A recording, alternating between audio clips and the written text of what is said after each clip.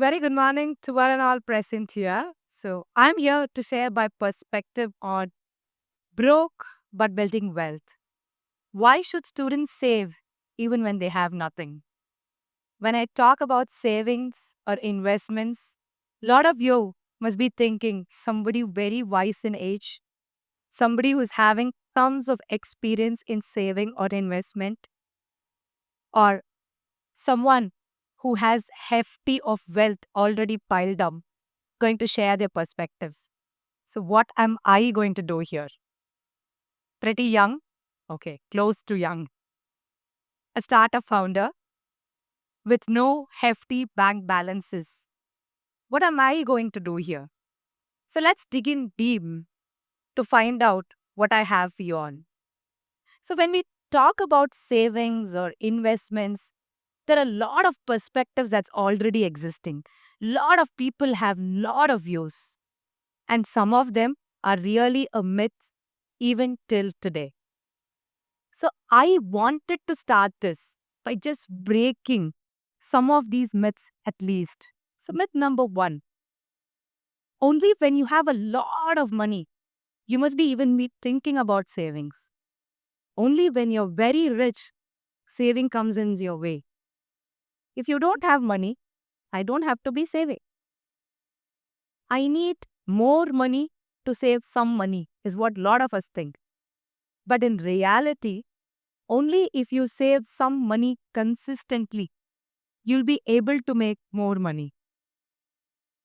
And saving, boring. When I even talk about saving, a lot of you might be thinking saving is really boring.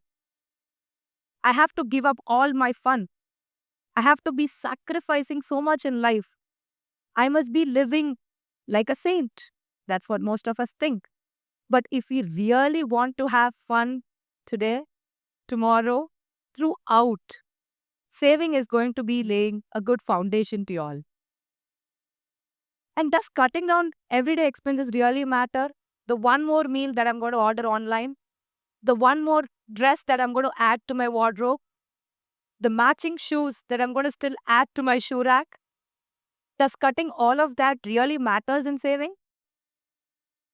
The truth is, when you have control on your everyday expense, you are really going to save big in big time. I have education loan. I have a personal loan. I have housing loan. So how do I save? Only if I'm able to finish all these steps, then I'll be able to save. If debts are there, saving doesn't even come into picture. That's what most of them think. But in reality, a smart guy pays off his debts and saves simultaneously. This very small habit helps him from even getting a future debt.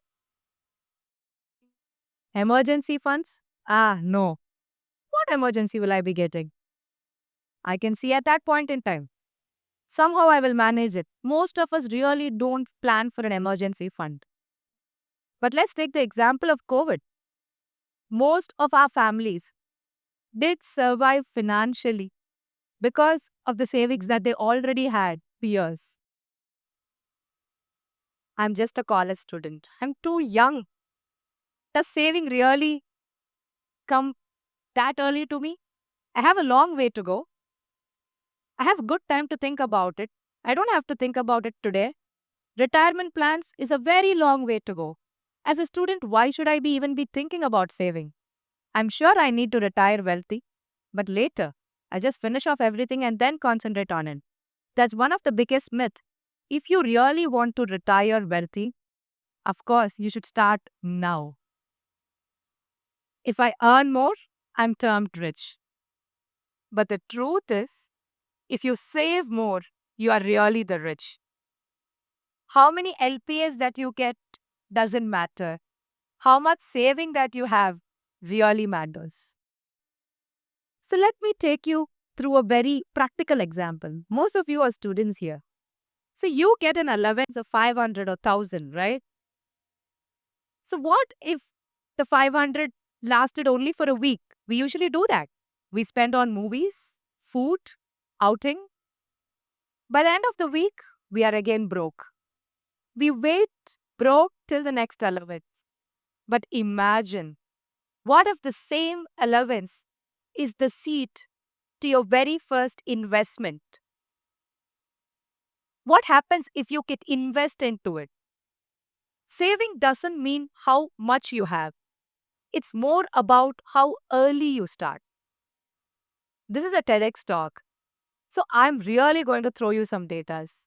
What data really says are 70% of allowance that a student gets is spent in the first 10 days of the month. And the remaining time, we stay broke. We wait for the next allowance. Being broke is just temporary. It's just your wallet. It can be fixed. But being poor is your mindset. It could even be permanent. Saving is very like an exercise. So imagine today, you save 10 rupees a day. And for the next 30 days, you have 300. For the next 10 years, you have 36,500. So the fun part begins here. If the same amount is invested into a very simple SIP, it could be double or triple, more than a lakh. The money here remains extremely small, but the habit, that's extremely priceless. So we say saving is like an exercise. It matters how early you start. How early you start, the stronger you get. And the student trap. As a student, how difficult it is for us to save. We need to have a lot of new products into our line, get the new phone, have the latest edition of shoes that's already released, get all the new things that's already releasing. Peer pressure, right? That really is a difficult thing for us today. There is a YOLO mindset peeping in. We only live once. Let's have all the fun in the world. But the truth is, we also live tomorrow. We also live the day after. And Instagrams and social medias are not making our lives easier. Every scroll that you make is wanting you to buy more, spend more, show more. Are we really buying to impress others? Or are we really saving to progress better? Life throws us a lot of emergencies, right? Emergencies don't check your age. Are you a student, a working professions? It doesn't check that. Anytime you can get an emergency, at that point in time, you'll be glad you saved. But on the other hand, take of good opportunities coming onto your way. Let it be a college trip, a project that you wanted to work on a long time, your very first startup idea. You'll be glad you saved. You already have funds waiting for you. So we can easily overcome the student trap if we really question ourselves. Can we be rich without money? History is filled with examples. With small savings, a lot of them has built big empires. Let's take the example of Michael Dell. He had a saving of $1,000 and he started customizing computers in his dorm room. And today, the dorm room and $1,000 saving is called Dell Technologies. Closer to our soil, the founders of Flipkart, Binny and Sachin, they had a small saving of 4 lakh and they didn't have any fancy apartment or offices and they didn't have any VCs backing them. They only had books lying everywhere that was wanting to ship. Today, Flipkart is one of India's biggest e-commerce brand that was recently acquired by Walmart for $16 billion. You might be thinking, these are big names, right? As a student, how do I really do it? Let's take the example of Hussein Safi. He's a student from Bhopal. He started working in his father's shoe company and his first paycheck was just rupees 5,000. He invested onto a skill called coding. Today, he's the founder of Hacker Kernel.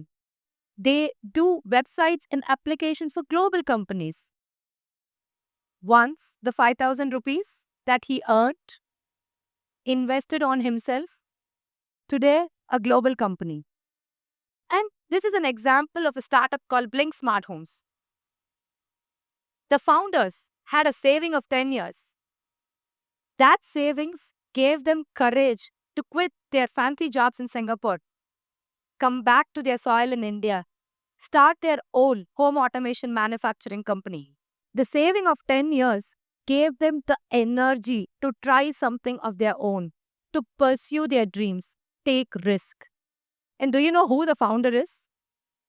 It's none other than me. There's a live example standing in front of you. So we started this company with just a savings that was for a quite long time. Do you see a pattern here? A saving that can be invested onto a skill. A saving can give you confidence. A saving can enable you pursue your idea. And the entire nation follows it. And how really can a student save? It's very difficult. It's not that easy, right? So how do we term it? Having a 50, 30 and a 20 rule. 50 for all the needs that you have. 30 for all the wants that you have. And 20 for a saving. Pay yourselves even when it's rupees 10. The empty piggy bank that lies in front of you is not a sign of nothing. It's an invitation for you to save. Because when you don't save, when you have nothing, how are you really going to save when you have plenty? So I thank everyone for this wonderful opportunity to talk about savings and that too to the future of the nation. Thank you so much.